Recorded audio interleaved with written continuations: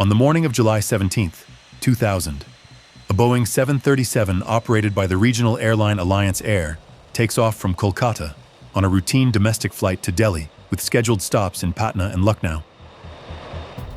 On board are business travelers, families, and experienced crew members on a journey that should only take a few minutes to reach its first stop. What no one imagines is that, during the approach to Patna, in the heart of Bihar, the calm flight will turn into a desperate situation. Unexpected maneuvers, crucial decisions, and the pressure of an airport with limited infrastructure will come together to test the entire 737 crew.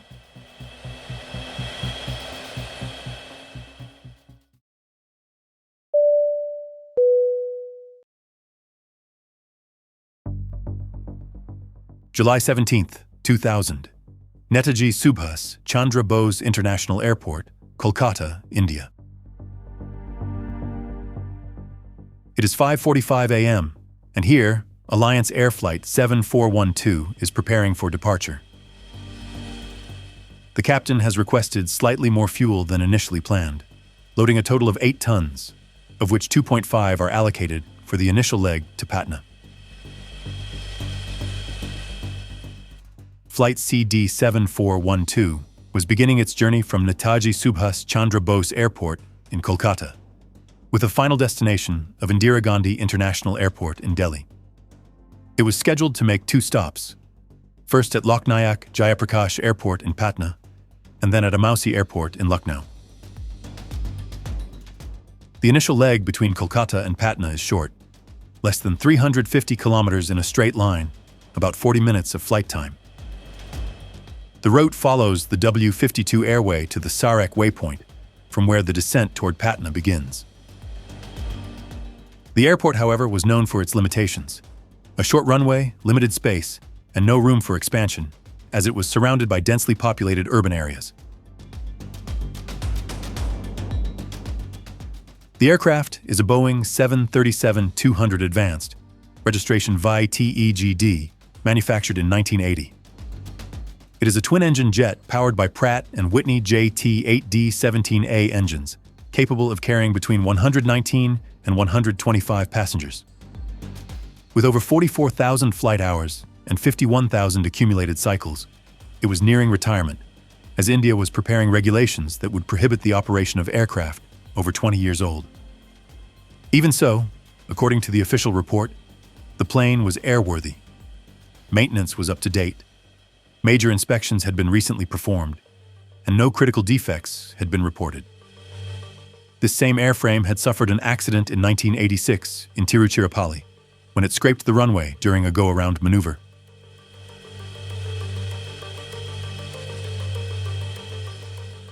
That time, it emerged unscathed and was successfully repaired.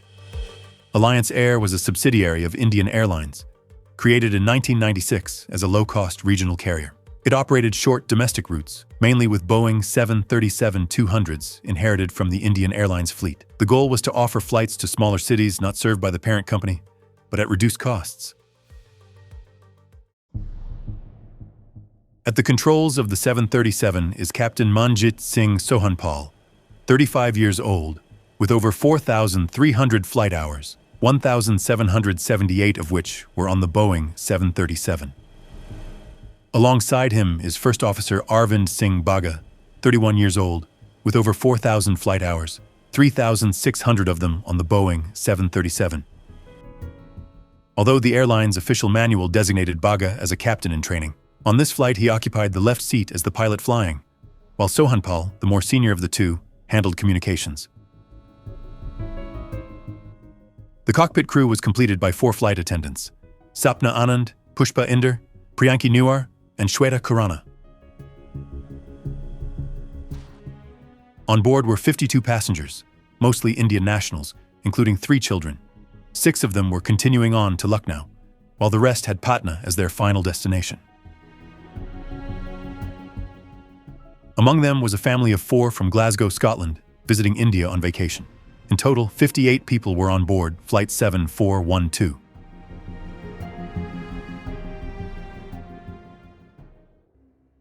At 6:51, the aircraft begins accelerating down the runway,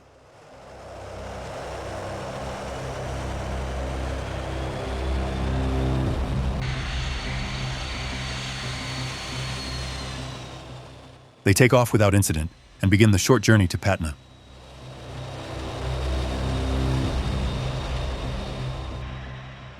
The climb is smooth.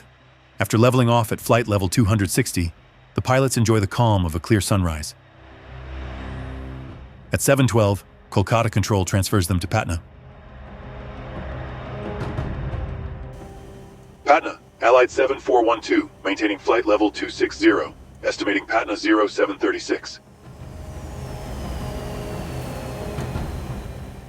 The controller acknowledges and clears them for a DMEARC approach to runway 25. The weather, though slightly hazy, poses no difficulty. Calm winds, 4-kilometer visibility, and high clouds. At 7:26, they report passing 25 DME miles and begin descending to 4,000 feet. 2 minutes later, the 737 enters the DME arc, a procedure that curves around the airport to intercept the localizer. The tower observes the aircraft's path as normal, though with one difference. The aircraft is much too high compared to the ideal profile. Inside the cockpit, tension begins to build. The FDR would later reveal that the engines remain at idle, unusual for this phase of flight. Flying higher than specified, the pilots should have initiated a steeper descent. Instead, the aircraft approaches the localizer at a decreasing speed and with a slow descent rate. At 7:31, the 737 crosses radial 080 and reports established on the localizer for runway 25. The controller clears them to descend to 1,700 feet. The crew acknowledges, but they soon realize they are still too high to align properly. Sohanpal then takes the radio and announces, "Patna, Allied 7412, we'd like to make a 360 turn. We're high on the approach." "Confirm you have the airfield in sight?" "Affirmative." It is 7:32 and this is the last transmission.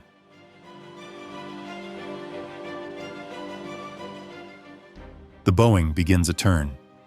In the cockpit, conversations intensify.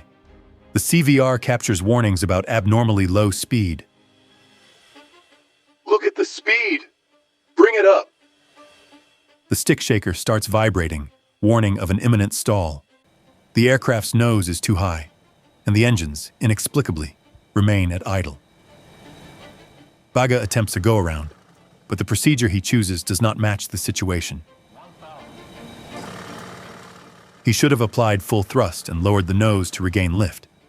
Instead, he extends more flaps and tries to climb. The Boeing stalls. The aircraft begins to shudder in a zigzag motion, rolling sharply from side to side. The FDR will record several rapid changes in heading and bank angle as altitude plummets. From the tower, the controller watches in horror as the plane, initially aligned, suddenly veers sharply to the left, rapidly losing altitude. Within seconds, the silhouette of the 737 vanishes behind the trees of the Gardani Bagh neighborhood.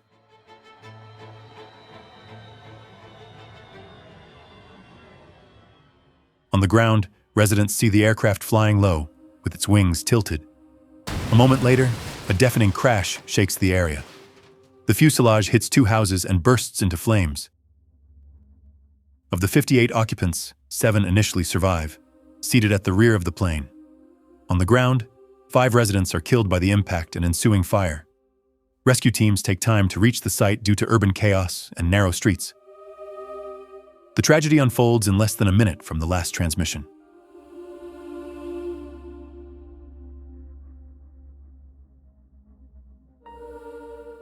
After the impact at 7:34, a thick column of black smoke rises over the residential neighborhood of Gardani Bagh, barely a kilometer from the threshold of runway 25. The Patna air traffic controller immediately activates the emergency alarm and notifies the airport fire brigade. The first teams arrive within 15 to 20 minutes, delayed by traffic congestion and the narrow urban roads surrounding the area. When they manage to access the site, they are met with a devastating scene. 2 homes completely destroyed, another with severe roof damage, and the Boeing 737 reduced to smoldering wreckage. The fire, fueled by more than 2 tons of jet fuel, complicates rescue efforts. The situation quickly spirals. Hundreds of residents surround the area, some even attempting to climb emergency vehicles for a better view of the crash site, forcing police to deploy reinforcements and soldiers to maintain order.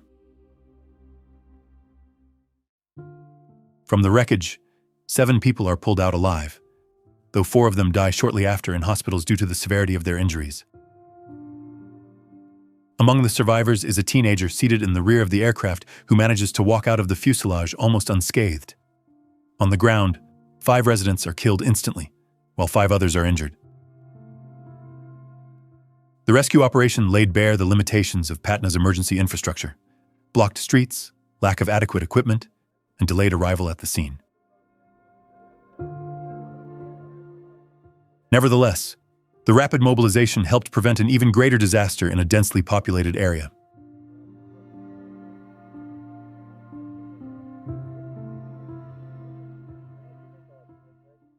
What had happened?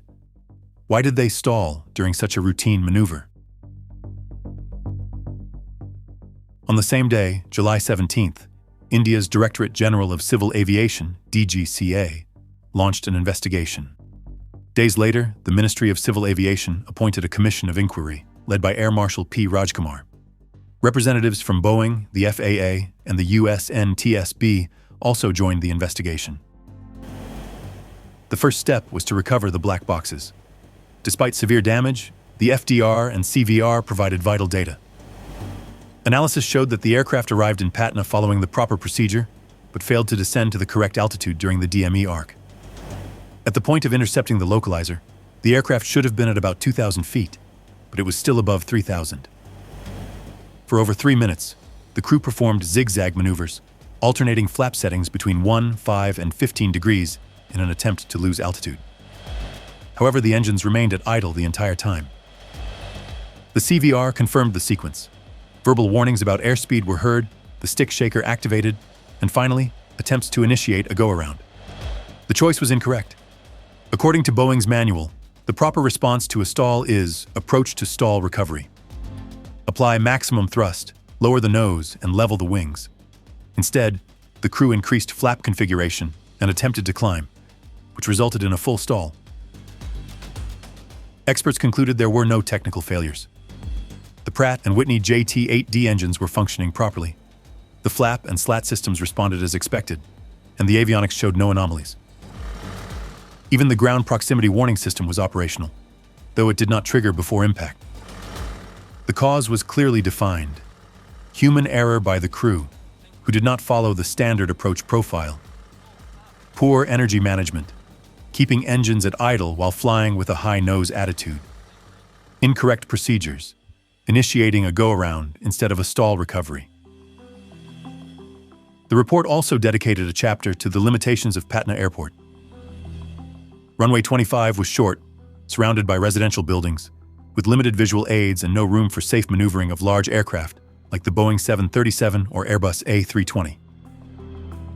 The ILS glide slope was limited to 300 feet, reducing approach precision.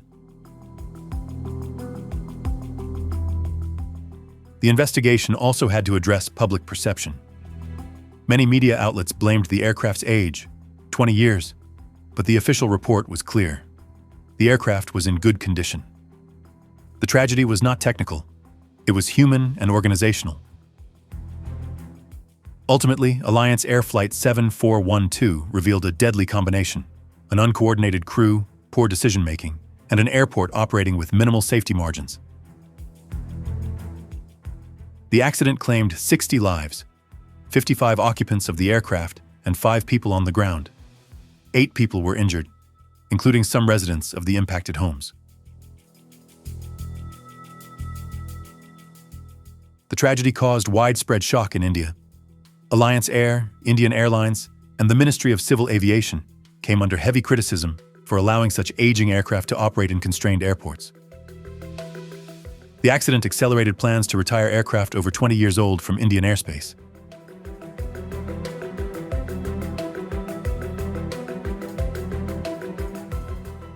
Today, we've returned to Patna, to that day, July 17, 2000, a date etched into Indian aviation history. The crash of Alliance Air Flight 7412 reminds us how critical unstable approach management can be. Procedures exist for a reason, and ignoring them, even for seconds, can lead to irreversible consequences.